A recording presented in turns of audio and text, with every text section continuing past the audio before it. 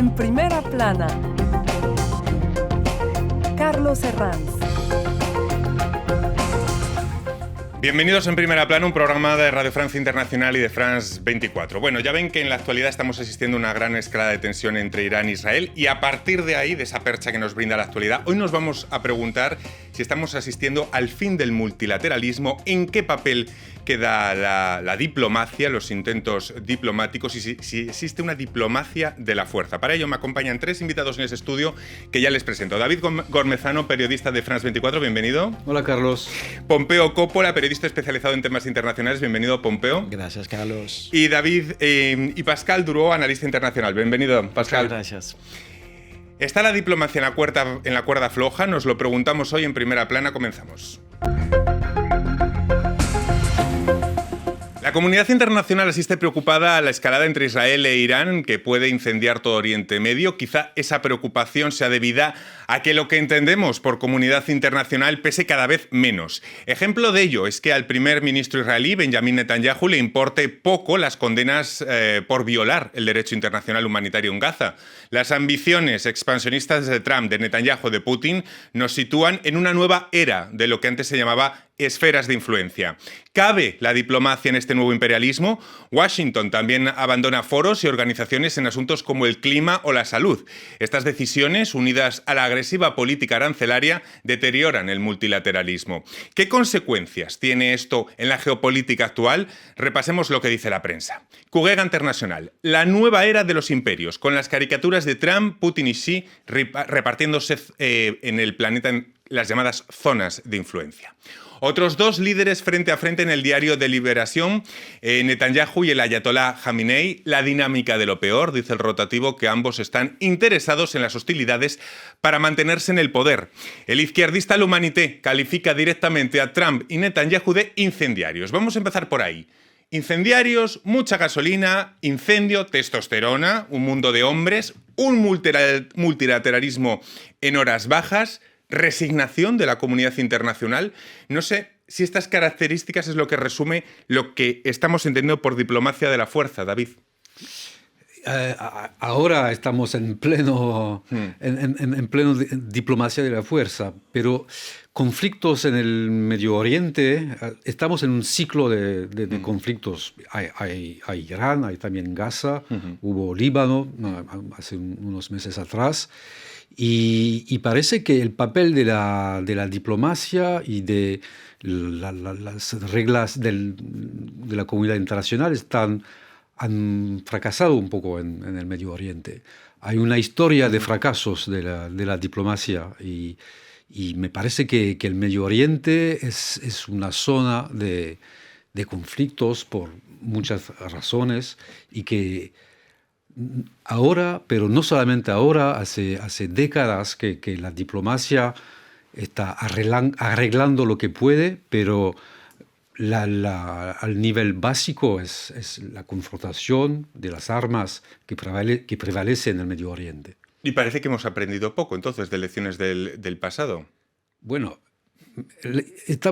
hablamos mucho de la ley de la selva y del derecho internacional, de las instituciones internacionales que intentan poner reglas en todo eso. Pero la verdad es que el derecho internacional fracasó en el Medio Oriente. Hace un siglo que fracasó. La partición del Medio Oriente después de la Primera Guerra Mundial tiene consecuencias todavía hoy, un siglo después. Y la partición de la Palestina en el plan de 1948 fracasó también. Hay una historia de fracasos. Una historia de fracasos. No sé si le parece, Pompeo, que asistimos a una nueva configuración del mundo basado en un nuevo imperialismo que nos retrotrae a otras épocas. Bueno, de hecho, Carlos, tú hablas de esferas de influencias, que hoy en día parece casi un concepto antiguo. Sí. ¿Por qué? Porque vemos que sabemos que hay países bajo la esfera de influencia, por ejemplo, de Rusia, bajo la esfera de influencia de Estados Unidos, pero parece que los líderes de estas potencias ya no se contentan con tener países bajo su esfera de influencia. Y entonces, ¿qué hacen? Van a tomar lo que quieren. hemos visto de manera muy clara lo que ha hecho Putin con Ucrania, pero también vemos lo que hace Trump con Groenlandia o con Canadá, que dice, mira, vengan, ustedes pueden ser parte de Estados Unidos. Y, por ejemplo, o Trump que dice, mira, el Golfo de México se va a llamar a partir de hoy Golfo de América. Y de hecho, les invito a todos a ir a buscar, a ir a ver en el Google Maps. Si ven el Golfo de México, le ponen Golfo de México y entre paréntesis, Golfo de América. Y entonces vemos, eso es, como tú decías, es un nuevo imperialismo. Voy a tomarme lo que quiero. Desde luego hay bastantes pistas que nos llevan hacia ello. Pascal, ¿qué le sugiere a usted el concepto de nuevas áreas de influencia? Un concepto que parece que tenemos que mirar atrás para rescatarlo, pero que de nuevo está ahí. Bueno, los nuevos espacios de influencia para mí son ya ahora la inteligencia artificial, el espacio. Eso es a donde se va a conquistar la influencia del mundo que se está construyendo. Hoy en día asistimos, creo, a una báscula del mundo, a un cambio de reglas, pero que ya empezó desde muchos años. Creo que después justamente de la caída de la URSS, la primera etapa ha sido 2001, los ataques del World Trade Center y la comprensión de que el fin de historia, la victoria del Occidente era una ilusión, que la marcha de la historia del mundo siempre genera nuevos conceptos. Hoy estamos en esa etapa porque hoy el mundo tiene espadas de Damocles inéditos que llevan a cabo la temática de la existencia. Pienso en el cambio climático, definitivamente, la inteligencia artificial, pienso en el crimen organizado que penetra lo que quedan de unas democracias y obviamente la temática nuclear militar, eso, por supuesto, lo vemos con la actualidad iraní-Israel. Veo por lo que dice Pascal que aún se mira más por el retrovisor y sitúa ese punto de inflexión atrás. Yo hablaba antes de la llegada de Donald Trump, la reelección de Donald Trump como punto de inflexión para pisotear el multilateralismo. ¿O ya existían indicios anteriores a la reelección de Donald Trump de que esta situación de pisoteo del multilateralismo iba a llegar? ¿Qué le parece, David? Bueno, hay un montón de ejemplos. El primero, Estados Unidos y la guerra de Irak en el 2004. Esta guerra, Estados Unidos la hizo en contra de la comunidad internacional, que no quería de una intervención de Estados Unidos en Irak. Unos años después, Inglaterra, el Reino Unido y Francia hicieron una intervención militar en Libia, con consecuencias que fueron un desastre. Y Rusia también. Rusia, que la invasión de Ucrania. Entonces, en los últimos 25 últimos años hay una sucesión de las superpotencias haciendo lo que quieren, en contra de la voluntad de la mayoría de la comunidad internacional, de las instituciones del derecho. Y ahora mismo nos encontramos en ese mismo punto, porque de repente nos dice Donald Trump que está pensando una intervención en Irán, esa escalada entre Israel e Irán. ¿Qué creen que pretende Netanyahu y por qué en este momento? ¿Se trata de aprovechar el debilitamiento del régimen iraní para que caiga el propio régimen, Pompeo? Bueno, Netanyahu lo dijo de manera muy clara cuando ha lanzado su operación León Ascendente, lo dijo muy claro al pueblo iraní, dijo, mira, esta guerra no es en contra de vosotros, sino es en contra del régimen dictatorial con el que viven desde 46 años. Y entonces me parece que esto es uno de los objetivos claves y claros de su intervención. Pero hay que decir otra cosa también, es que Netanyahu quiere tener una posición hegemónica en Medio Oriente. Y entonces tener otro país como Irán, que es un país fuerte, que a lo mejor iba a tener o tenía la arma nuclear, es algo que, digamos, no le gusta mucho a Netanyahu. Entonces, él quiere guardar esta posición hegemónica. Y al mismo tiempo, hay que decir que también se enfrenta a una oposición interna en su país, tiene problemas judiciales, hay muchas manifestaciones que están en contra de la guerra y tal. Y entonces, todo esto hace que él busque otro enemigo, un enemigo al extranjero. Es es algo que los políticos siempre hacen. Buscar un enemigo externo para externo. mantenerte en el poder. Complicado. Eso en el caso de Netanyahu sí que se ha visto muy claramente. Parece que Estados Unidos, Pascal, que Trump duda. Quizá en el gobierno no estén las posiciones claras sobre si es recomendable o no esa intervención en Irán.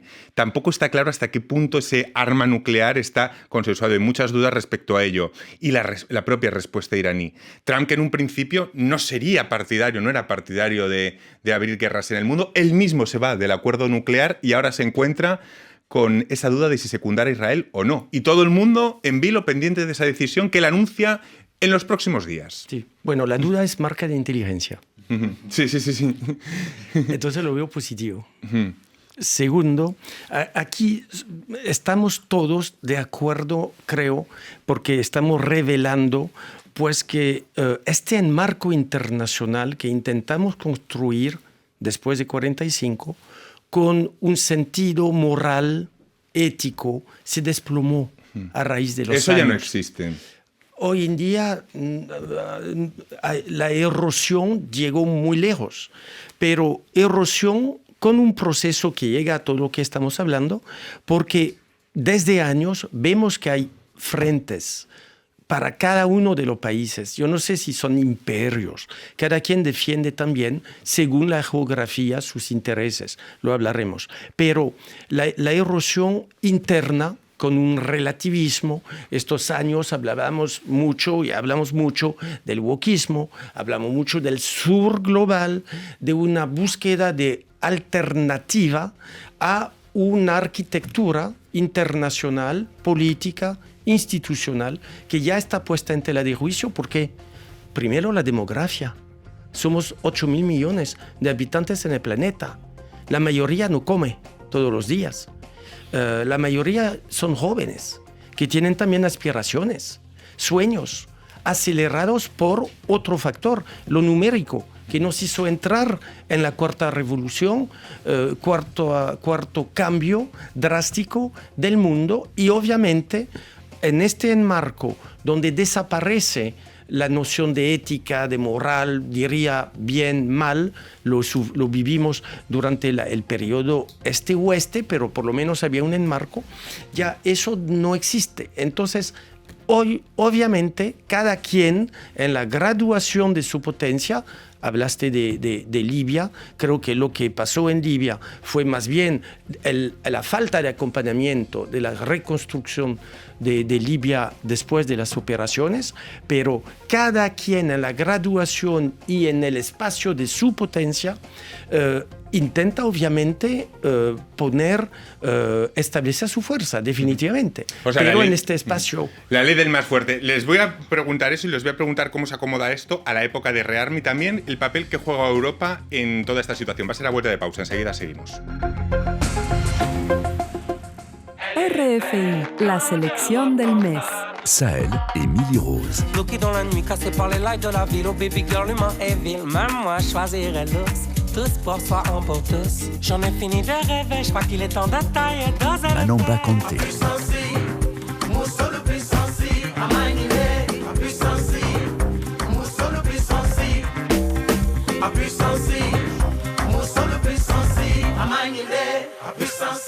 Yamé. Demain c'est sûr, j'arrête ce caddie. Je t'accuse. Suzanne. Main droite,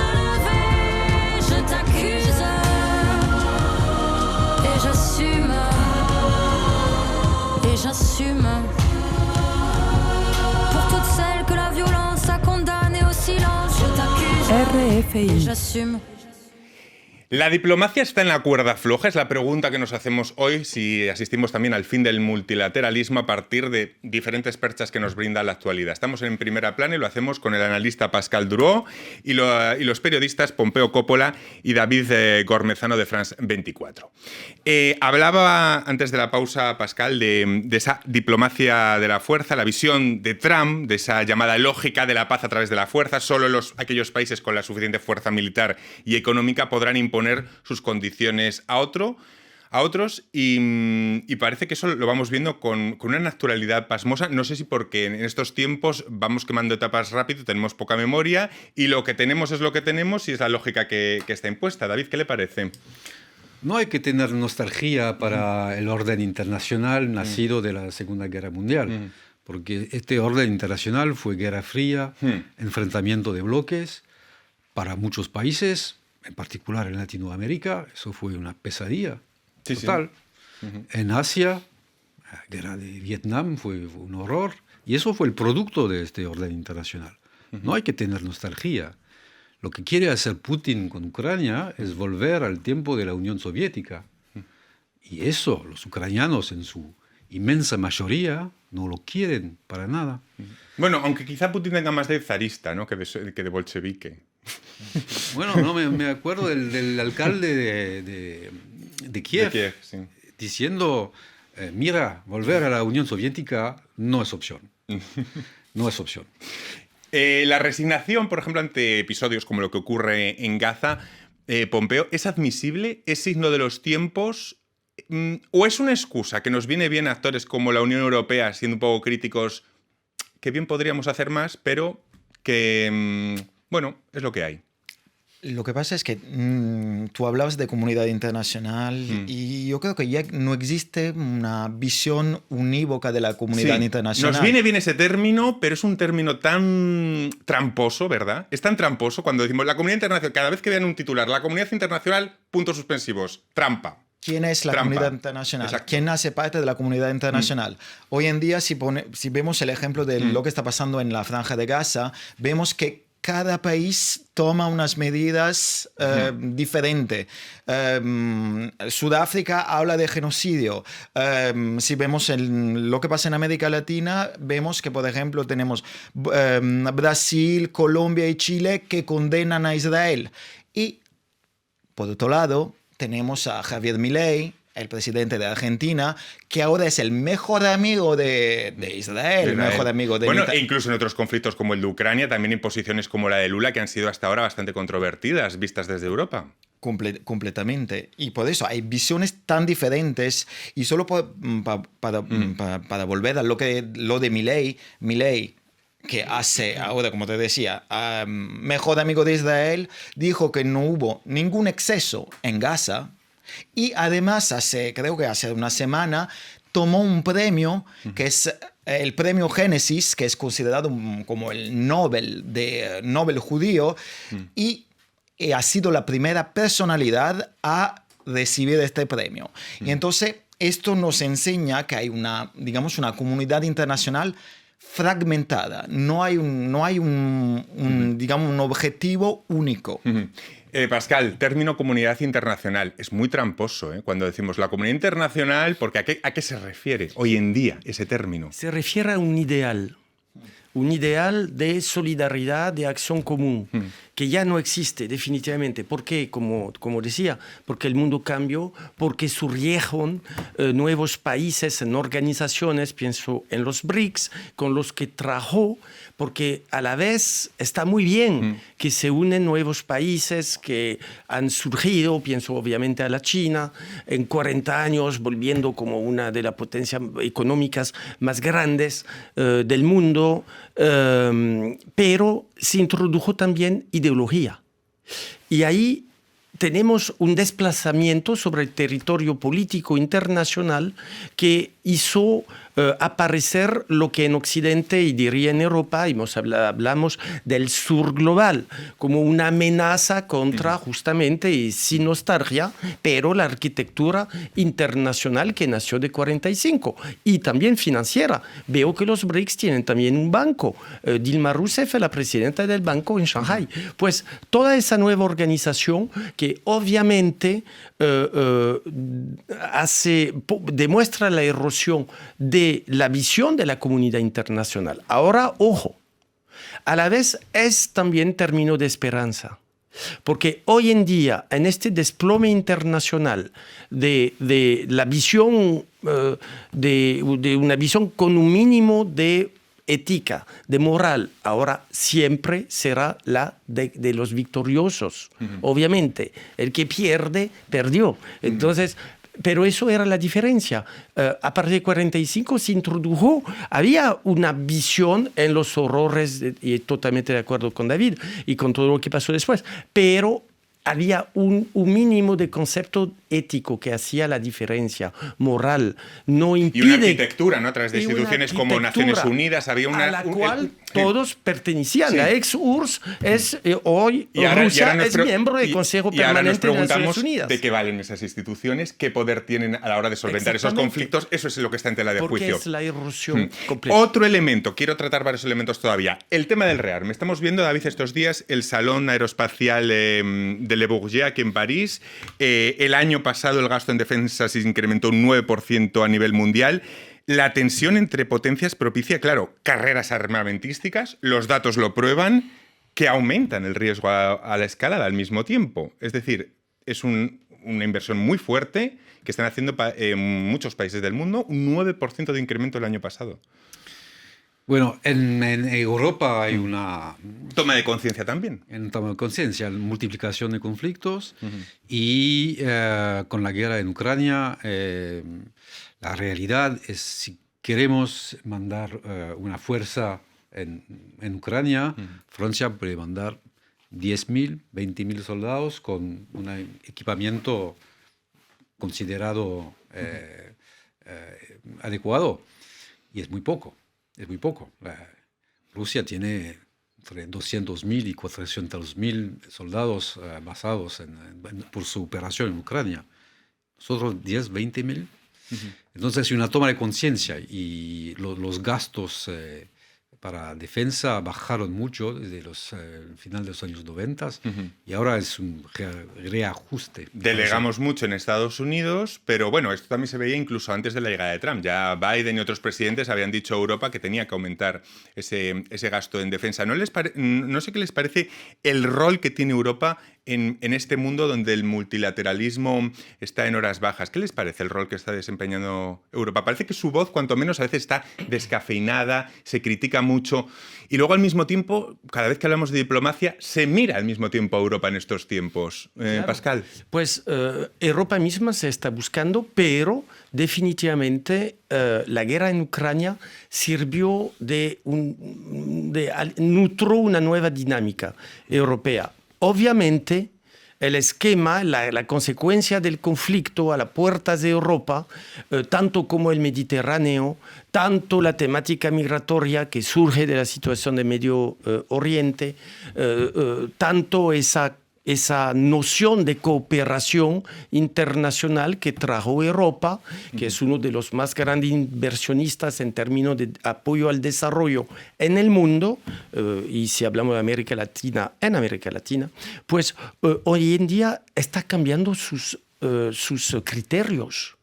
Europa desde 1957 invirtió en lo económico y en la búsqueda del bienestar social. En Francia se habla de jubilación. Hoy en día el debate es la edad de salida, es legítimo, pero la edad de salida a jubilación. Estamos celebrando la noche de la música. Eso es la realidad, es el bienestar. Cuando nos vamos en vacaciones... Y pese a todo, existe una idea... Pero a 4 horas se están muriendo personas. Bueno, en 4 y a 2. Ucrania, en el Medio Oriente. Lo que dice Pascal es muy interesante porque al final, mira, Europa es también esto y nosotros hemos crecido y vivimos en, digamos, en una Europa de paz. Y el hecho que Europa quiera rearmarse es un poco impresionante.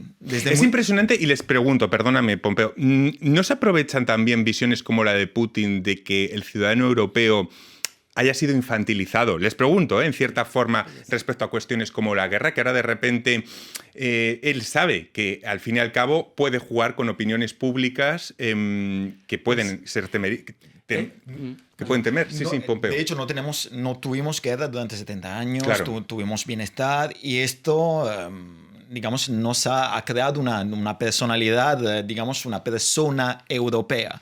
Pero al mismo tiempo es que yo creo que si tienes armas, la vas a usar. Antes o después la vas a usar. Y ver que Europa va hacia un rearme completo es algo que me impresiona un poco como ciudadano. Y al mismo tiempo, pensar que Europa en 2012, hace poquísimo, recibió el premio Nobel por su avance en los temas de paz y de reconciliación, esto me impresiona un poco. Me gustaría que las nuevas generaciones crezcan y vivan en una Europa de paz que es la que hemos conocido nosotros. Pero muchos te dirían también, te responderían que si buscas la paz, prepárate para la guerra porque sería...